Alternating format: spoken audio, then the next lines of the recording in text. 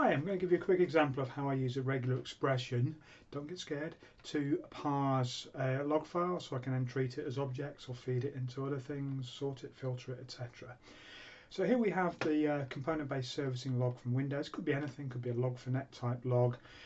So I'm going to do GC, get the content of that log where it matches a particular pattern, and the key is getting the match right and matching groups so that we can then use that straight away. So this is how actually I do it in that real life thing. Right, first of all, I want to say I'm going to start from the start of the line, so I put the caret or hat character. First thing we can see is we see a date in a sensible format. Now we could match it as digits, so things like \d, \d, \d, or \d, curly braces, 4 dash whatever. But if we notice there's a comma, so I'm actually going to do it in a much easier way.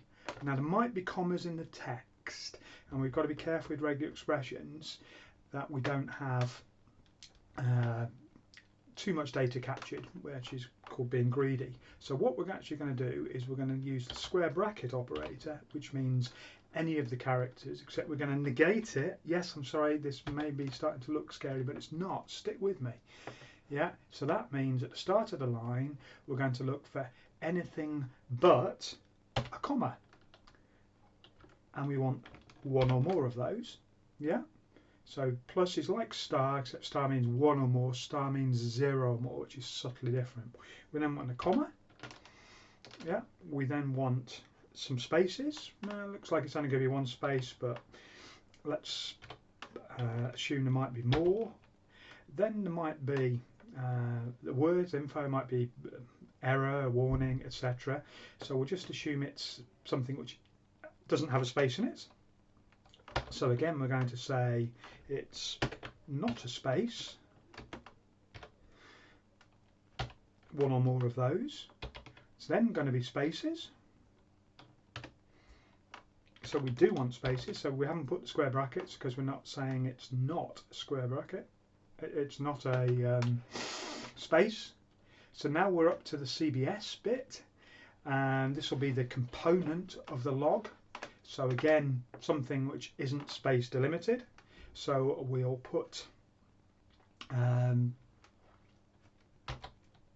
not a space, one or more of those, followed by spaces, followed by some text right up to the end of the line. That should do it. And that looks pretty horrible, but did you see how I built it up bit by bit? And now I'm going to test it. This is one of the key things we can do in PowerShell. Does it work? Yes, it does. Now this is where the beauty comes in.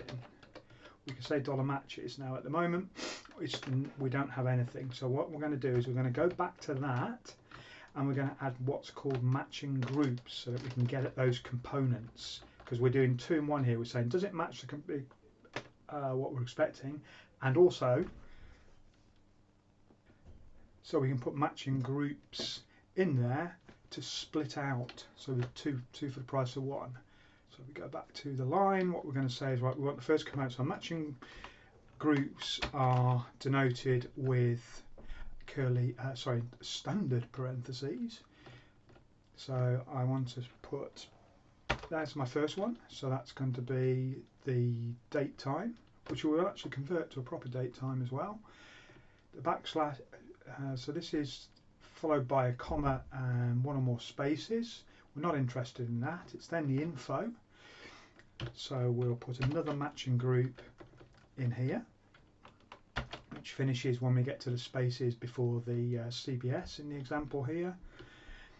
So after the spaces again, we'll capture the CBS like text as a matching group, then it's some spaces, and then it's the text of the entry. So we'll do this. As long as I've got matching parentheses, we can now say matches, and you can see we've now split out our components into their constituent parts, as in the matches that we're interested in. So now we need to turn those into objects. So what we do is Okay, we're still doing the select first two. Why? Just so that we can manage the data, because it could be thousands of lines. And now we get into making the custom properties that we want, or calculated properties they're called. So they're a hash table, so the syntax is a little bit tricky if you've not used it before. Now we'll call, there's two parts to each hash table entry. A hash table is a dictionary, so it's a key and a value. So it has a key of a name, and we'll call this date, and then it has an expression, and we'll put those in curly braces, and that is the value that we want. So I'm going to say matches. Now if we look back over here, we can see it's matches 1, which is actually a hash table. It's not, it looks like an array, but it isn't. We can have named matches. Now I just managed to accidentally hit enter on that, which I didn't mean to, but we're actually testing it as we go. So you can see I have actually pulled out the date correctly. And what I'm actually going to do is that, which does what's called a soft cast, so it won't error if it isn't a valid date time, but because it's in a sensible format, we shouldn't have to worry about locales, so that should go straight to a date time. So you can see it's subtly changed in format, but now we can sort that, filter it. You know, we can say where date greater than, and have a date or time, or offset relative to the current date and time. So now we need to go back and finish off adding our other properties. So what we'll now do is some more of these calculated properties. Now we can abbreviate them. Now in a script I would say don't abbreviate, but when you're doing it on command line like this, we can say N and we can use E.